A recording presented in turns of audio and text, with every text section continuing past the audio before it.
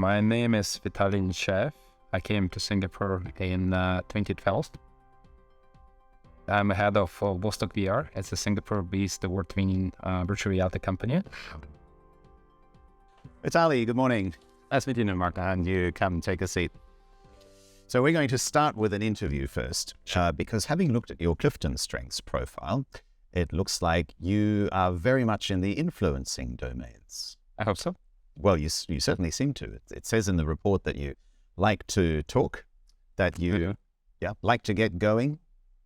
Yes, you prefer to just get started rather than talk around the bush a little bit before you get started. I'd like to cut to the chase. I think it very depends on the context, because if the topic is something, or the situation or the place is something I'm familiar with, I definitely prefer it. For instance, business meetings. At the business meetings, I definitely want to start first. I want to kind of create some roadmap of where we go and what we want to achieve and so on. Mm-hmm. But for, let's say, interview, I think it depends. I want to kind of explore what the context here in order to understand where should I respond. So basically, it's more, I would say, in some way, it's more passive reaction, mm-hmm. which then move to the more active one. Well, I think you've just demonstrated that you do like to verbalize your thoughts. So well done, and we're going to head straight into it, so that we have an interview mm-hmm. to see the before and after of our workshop today. Sure. So tell us a bit first about the industry that you're in and some of the major challenges that you're looking to in 2022. Actually, the industry, we can call it like XR or like immersive media, and it involves virtual reality and recently started to involve metaverse. And like everyone's talking about metaverse, which from one side gives us a lot of advantages because people are excited about it. And I have many companies, even the big ones here in Singapore, they approached us, told us like, just shut up and take our money. From other side, it's very hype, lots of hype about it. So many people are a bit disappointed when they see the current capabilities. So I think my role in 2022 is to manage the supply demand, or to manage the expectation versus reality in order to find this golden standard, something in the middle which will work for them. So I think as soon as, my personal challenge is that I do understand this is a window of opportunity which opens probably once in 20 years, like once in 30 years, mm-hmm. like the one you have when I think the first computers was invented. And if you can't use it now, you probably won't use it for the next like 20 years. Right. So yeah, I mean, it's either now in 2022 or never. Facebook has obviously staked big on the metaverse. That's, I suppose, why they renamed themselves Meta. But do you think Mark Zuckerberg, with all his problems in privacy, the Cambridge Analytica scandal of mm-hmm. the presidential election and so on, that he's really the right guy to do this? I personally feel that still it's a trade-off between, I mean, I have two perspectives on this question. One perspective as a person, as a father of two kids, not a business owner, but as a person who lives in this world.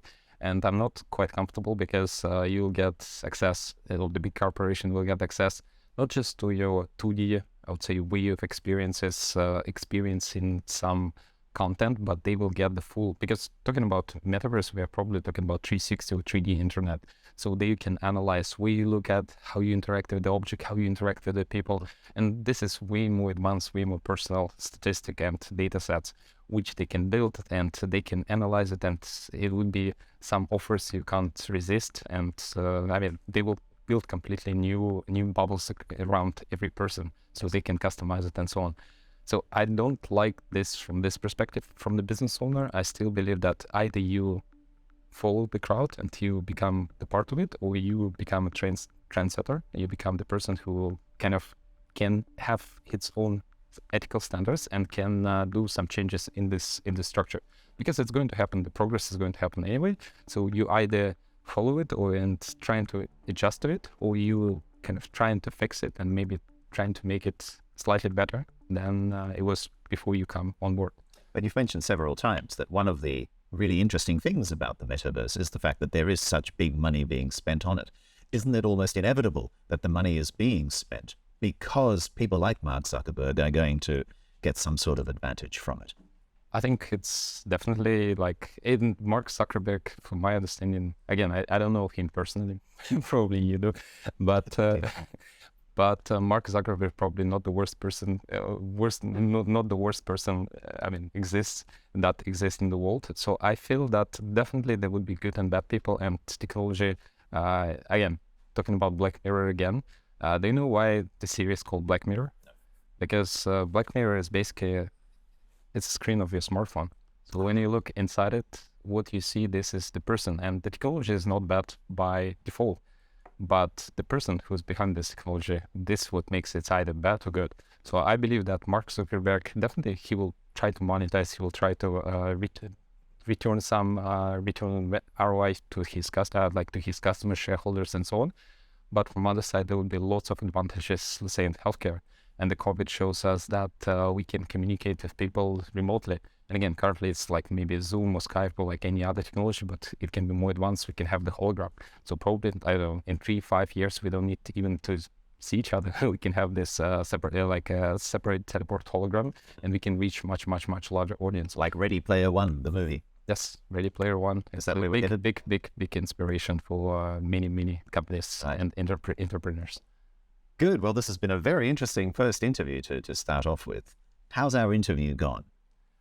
I guess it gone fine. Because there was some points where I would say I think I need to get a more structured response. Yeah. And probably the only thing which I read in the Clifford, and not the only thing, but something what I recall from the Clifford Strengths review was that probably I speak too much. So maybe some of the ideas, some of the thoughts can lose in the process.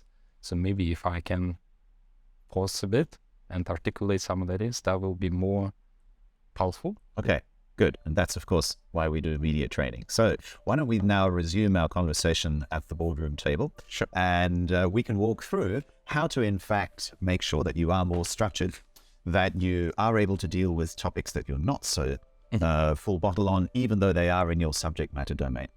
And how not to get trapped in questions such as the Zuckerberg questions that might not want to answer. So why don't we go over to the boardroom table now? Sure. You know, ordinarily, when people come to our studio for training, the first thing we do is to sit down and get a feel for how they are and how they are likely to take to training and all of the things, all of the pressures that come into that. But reading the assessment before Vitaliy came showed that he was a totally different type of personality. 6 influencing talents, communication among them, activator, command. I mean, these are all the sorts of talents that you expect to see in somebody who's raring to go. So the first thing that was so important is that we didn't then sit down for an hour or 2 hours of theory. From his personality's perspective, he just wants to go. And that's why we started with an interview. And it's that sort of customization that the Clifton Strengths Assessment really provides. All right, come and take a seat, Vitaliy. Thank you. I came for media training because I thought I can improve my presentation skills. In fact, I done one media training 5 years back, and that was an interesting experience. So I wanted to find the difference. I wanted to compare. And one of the obvious comparison I found that here you need to do pre-training testing so you can understand what's your strengths, what's your weaknesses. And the report that was sent by Mark was quite insightful. So I just want to see how much of this report is applicable for my presentation skills. So let's take a look at the Clifton Strengths Assessment to see how who you already are, how your mind already works, will help you in being totally comfortable and totally within your comfort zone in the media interviews while addressing those issues. So the first thing to note is that the Clifton Strengths Assessment is not about skill, but about mindsets. You can see here that we've got 34 of these so-called talent themes, which in essence itemize the different ways of thinking. There are 34 of them. Everybody has a combination of those 34, and your combination is best illustrated there on the left-hand side.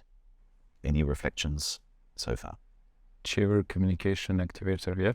This is what I like futuristic. I do some talks, even like in Saudi Arabia. I do some talks about the future, about the future of technology, where we're going. Good. And it's really useful that you're able to see yourself in these 10 talent themes, that you recognize yourself and say, yes, I can pinpoint specific times when I did these things. Yep. That's why in coaching, we always talk about name, claim, and aim. So we start by naming them. Are you able to name them and define them? Claim, can you lay claim to these and say, yes, this is me?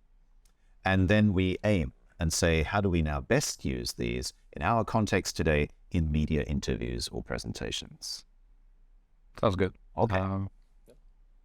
Because what these demonstrate is the internal wiring that you default to when confronted with a variety of situations.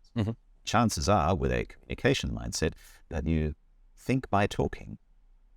It's funny because I was doing some 360 video production. I was in media production like 3, 4, 5 years ago. And it was funny that sometimes I was doing the courses or the trainings or workshops with students. I was done one for a year in US university. And while I was explaining the concept or idea to the students, I started to understand that he was somebody who learns by talking. And again, we got that from the Clifton Strengths Assessment before he came. And so not only is the whole course material different, but my whole approach is different. I didn't have to talk. Vitaliy did all the talking. Every time I have some idea, let's say metaverse, the first thing I do, I basically message like 20-something people, and I have a very quick Zoom calls. I tell them that I need to pick your brain about this idea. What do you think about this? And it helped me to fill the gap and maybe ask the right questions. All I had to do was to prompt him. And here again is somebody who, by virtue of the Clifton Strengths Assessment, is very capable to come up with the answers and articulate those answers. Looking through your top 10 talent themes, you can see that you have 6 of those orange-colored influencing talents. Okay. Which is quite rare. Having reviewed 1,000 of these Clifton Strengths reports over the last 3 years, I can confidently say, having mapped them, I can confidently say that these orange-colored influencing skills are the most rare. And for somebody to have 6 of them is even more rare. It's highly unusual. It's like no pressure. Right. But you see, the reason I make this point so determinedly is because even though you have these influencing talents, you know, lots of people come and say, oh gosh, I wish I had more of these influencing talents, you know, like command, maximizer, activator, well, significance, communication, and so on. But I think your experience earlier was that just because you have these influencing talents, these mindsets that you're really energized by, doesn't necessarily mean that you are automatically the perfect presenter. Of course. I'm not sure if, because you have this like a DNA structure of the skills, actually done a real DNA of my body.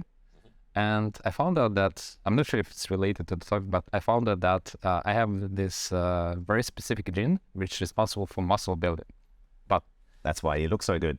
But the thing is, it was my, like, as my drawback, I think till the age of 20, till the age I start doing really workout, because before that, this gene is also responsible for gaining the weight. So it's, you have no choices. You either work out or you very your best. So basically that was I would say my destiny until like 20 years old. And then starting from 20 onwards, like I'm 35 years old now. Again, that was the new destiny I selected. So you have these genes ingrained in you, like you have this core values of mindset, but the way you train it, it can be your advantage or it can be your disadvantage. Fantastic. Good. And what you've now hit on is the next point of our conversation, that just because you have these talent themes doesn't automatically make you a good presenter any more than having good muscle tone and that gene you talked about, or even the ability to swim or the enjoying being in the water doesn't necessarily make you an Olympic gold medalist in swimming. And so that's really what we're looking for, to see how we can take who you already are, what your DNA is, and make the absolute best of it. Now, you've also touched on the point that sometimes it's your choice whether or not you look at the upside, train and have great muscle tone. Or the shadow side, the blind spot, the possibility of weight gain, so to speak. So looking through the fact that you've got these 6 remarkable influencing talents, would you say that there are some blind spots to this, where you'd say, sure, I have these influencing talents, but sometimes they don't work for me? Sometimes you don't have any specific thought or plan how you're going to present, or you don't have any specific structure, and you immediately start presenting, or like you deliver the speech without this structure. And on the way there, you kind of realize what was the final idea.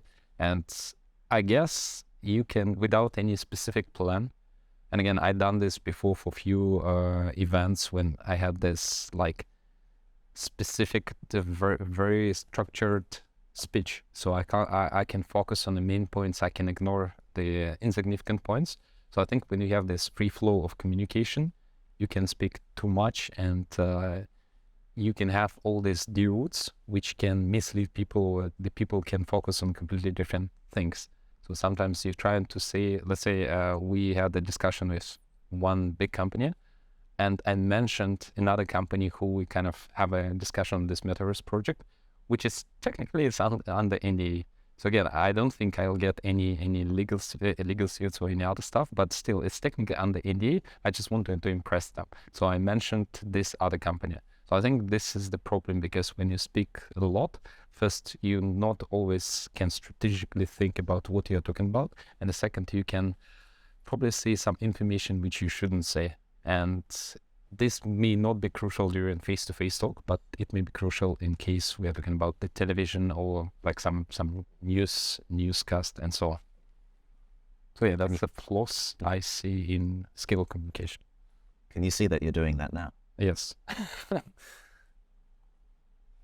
So that recognition is already progress. Okay, so having established that about communication, let's look through some of the other talent themes. And as I mentioned earlier, they all have strong upsides and a few blind spots where you would do well to steer. Okay. So let's talk about significance first. It is, in fact, hugely significant that that is your number one talent theme. Significance is, in fact, the least common talent theme. And not only do you have it in number one position. Now, in a media training context or in an interview context, presenting, that desire to make a difference to the world flows through in all sorts of positive ways. You have the ability, for example, to come up with topics for presentations that really change the world. Yes? Because when there was a task to create this headline for the news, actually mine was about changing the way people live, shop, travel, and entertain. Fantastic. Achiever. People with an achiever mindset are, generally speaking, energized by getting things done. They bring an intensity to their work ethic. They concentrate for hours on end, and they really rejoice in checking things off their list of things to do. In a media context, the same thing applies. You're going into the interview deciding that I'm going to deliver on these points. The third item, communication, we've talked about a great deal already. So the fact that you are never lost for words means that even if your laptop dies, the PowerPoint slides won't play, the video won't fire, chances are you'll be able to talk yourself out of any tricky situation. Looking through the next ones, focus. People with a focus talent are exceptionally gifted in avoiding distraction and ignoring things that might get them off course. Chances are when you're busy on your laptop, maybe you're focusing on something, if somebody wants to tap you on the shoulder and come and interrupt you, you probably can't even hear them. Activator. People with an activator talent, as we talked about at the beginning, just love to get going. We've talked about it for 30 seconds. Let's just do it, right? And you've already related to me how you apply that quite selectively. Same happens in an interview. You don't really have 5-6 minutes to think about a question before you start to answer it, and highly unlikely that you'll ever need that time. So, once again, we're here to accentuate that, build on that. And as we now look through some of these talent themes again, you'll find that there are two ways that you can best navigate and aim your talent themes. The first is to turn the talent theme on itself. Let's take communication. And And here's the thing, Vitaliy. I also have communication in my top 10. It's my number 1. Yeah, I read it. Would you say that I talk too much, that I overshare? No, not yet. Why not? Why is it that you actually, here is a workshop for you, but you're doing most of the talking? What am I doing in order to manage my propensity to talk? I guess you're asking more question rather than basically you give some context of a specific mindset and then you ask some questions which I need to respond. So that's makes it the communication, I would say, a bit easier for you because you can lay the route or the pathway for me to follow. And that's why, again, I can do oversharing and I need to improvise. I need to come out with some ideas, thoughts, while you can still stay on track. But you can apply the same. So I turn my communication talent to asking better questions. It's only by asking questions that I'm able to stem my flood of words. I've focused on shortening my sentences, saying less words, fewer words, saying more with fewer words. So I think this is something what I also read in this report was use pauses, because pauses can be quite powerful. The only problem for you, Vitaliy, is that pausing is really, really hard for you. So you've already related how you learn by talking, and in fact, talking it out and talking it through helps you to understand and elaborate on your own ideas. So it's really hard to do. But you can see also how if you are able to ask more questions of your audience, get your audience to tell you your story, it absolves you from oversharing. It absolves you from having to lend too much structure while you're still there to guide the conversation in case you're not hearing what you would have wanted to tell them. You need to manage your communication talent. Okay. You need to learn to curb the words. Ask more questions. Yeah, ask more questions. Leave more pauses. I was a bit disappointed from my side that I probably speak too much, and sometimes I would say communication is one of my strengths. So it helps in some situation, but it probably won't help me during the interview or presentation because of the amount of words and information I try to deliver. It's tough, but you can do it. And I know you can because you have a variety of other talent themes that'll help you get there. If anything, what you saw today is that my job, which is usually to bring out the presenter in people, was to actually put the lid on the fact that he likes to talk so much. So not for a moment am I suggesting that you should avoid your communication talent. Remove it, throw it out. Not for a moment. But you can see that the risk is that if you just continue to talk as much as you do, then you will end up in the guardrails. None of this would have been possible without having the Clifton Strengths Assessment to show why he likes to talk so much.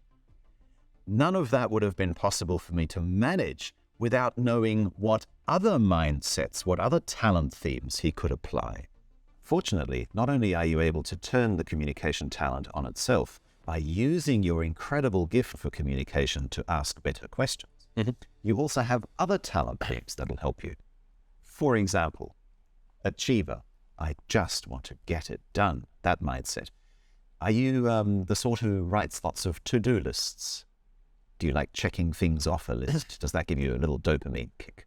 I think it depends, but most of the time, if I have a to-do list of like 10, 20 things to do, and again, okay, I have CRM, and basically in CRM, if I fix some things, for instance, at the start of the day, it's like 20 things to do, and at the end of the day, it's like 3 things left for different reasons. I feel much better about myself. Good.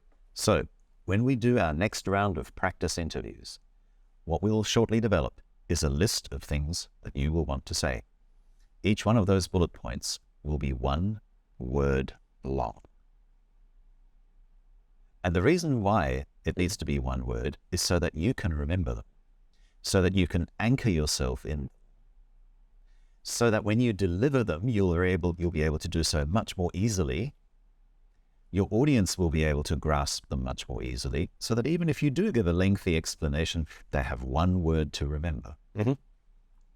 And then at the end of the interview, that relief that you talked about earlier that you like to see will come about from having checked off the majority, if not all, of those talking points.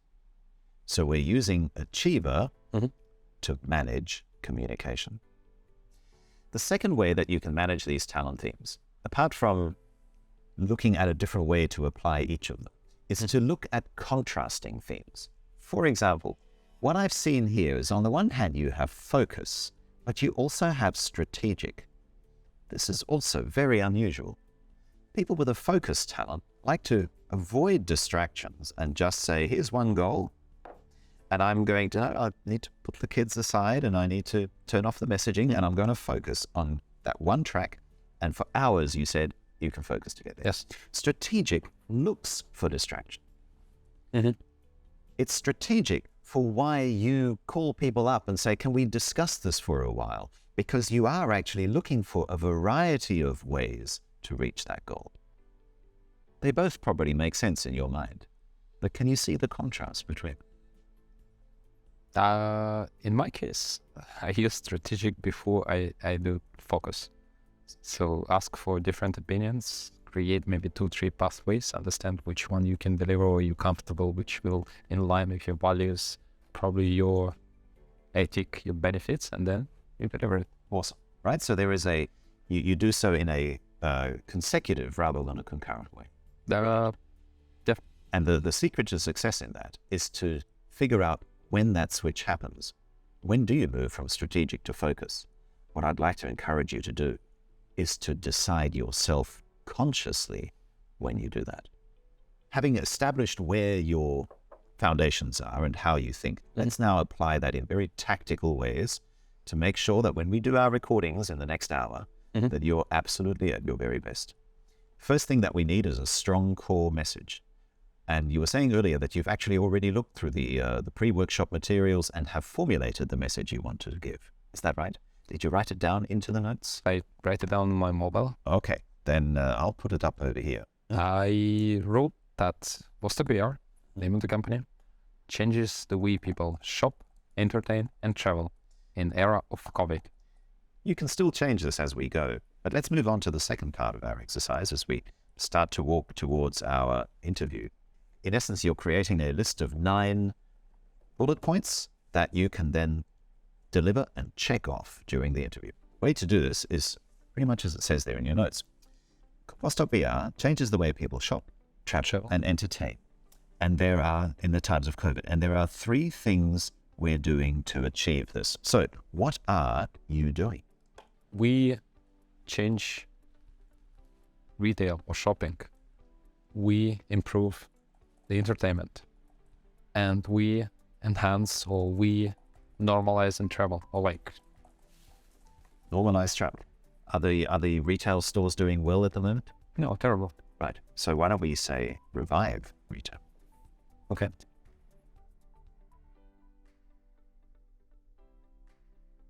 Can I say our award-winning team? Because we have like 7 or 8 awards. Can you just say our awards? Because they are more likely to ask you about the awards. We finished 100+ projects. Okay, track record. And third? It can be a business model. I think awards and track record, they're like in the same category. I would probably separate it. Good. Street smart knowledge. Street smart. I love this. We'll see. Street smart? We can also talk about existing investors. Strong investor backing. Okay, let's look at the last one, the outcomes. As it says there, what's the benefits that you're achieving? What are the benefits to society? Go wild on significance with this one. Probably to change the way people interact with each other, or like to change people interact. I think for me it's more natural something like to cure economy. Not economic scarring, but to cure the economy. Good. To make post-COVID world better than the pre-COVID world. Looking at your talking points, ideally you would now quantify some of these.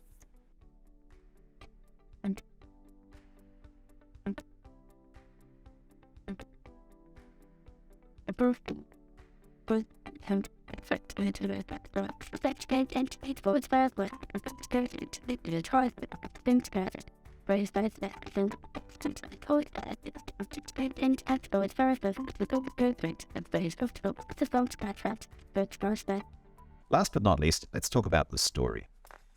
Why do we need a story or an anecdote or an example? Probably show the not just logical side, like I want to make money or I want to achieve something, but the emotional side. I want to actually make this post-COVID world much better for my kids, so they can enjoy and we can reconnect with my families back in Russia, and I can connect with my friends, travel probably less or more to specific location, and have this like hologram or virtual concert participation and so on and so forth. Good, excellent. From a news gathering perspective, I want to know what difference it makes. And as you just said, we want to show the difference it makes. That necessarily means that we need to see the before and after. Mm-hmm. Without the metaverse, this would have happened, and you wouldn't have been able to do this. You wouldn't have been able to go to the concert, and this didn't work. As a result of the metaverse, now all of a sudden possibilities spring to life. And ideally tell the story in the second person. So not imagine I want to fly to Russia, mm-hmm. or imagine there is somebody called John and John wants to fly to the US. Can you start the story with, let's say you want to travel. What difference does it make whether you tell the story in the first, second, or third person? Again, when you say you, that's from one side that's related to the interviewer, from other side that's related to the audience. So they can better relate and imagine the case or situation they will be in and how this particular solution can help them in different contexts, whether it's retail, social connection, or shop. Awesome. Spot on. The next level up is to actually ask your audience to tell the story. In line with what we talked about earlier, where you are holding court, facilitating the conversation. Now you actually prompt your audience for those details. And the best part for you with your number 3 communication talent is that it gives you the opportunity to pause. Yeah, ask questions. Manage that structure that we've been talking about all day that you seek. You don't need to tell the whole story. Your audience can do that for you. You can provide guardrails. So if for whatever reason the countries they pick, the cities they pick, the scenario they pick doesn't match what you want, you can still course correct. There is actually one part of your Clifton Strengths report, if you just pull that out. You like to amuse people with your stories. Your stories probably provide people with pleasant distractions from their daily routines. Usually travel stories. Good. So if you're already in a storytelling mindset, please use it. If you already love to tell stories, maybe even start the presentation with a story. We've practiced this as an elevator pitch. But hey, if you are hardwired to tell stories. Hi everybody, thank you very much for joining my presentation. Let me tell you a story. Let's say you're stuck overseas and it was a good reminder that public speaking and the way you convey a message to the audience is extremely important. And based on that, people will assess how good or bad your idea. Even if you're a pretty decent speaker, you still need to have some training, some preparation, because that will help you to articulate your thoughts and ideas better, reassess the way you present to the people, and help you to reassess your presentation skills. Cool. We're done with the theory. Now it's time to get back in front of the camera and to actually practice this in an interview. Okay. Yeah. Shall we?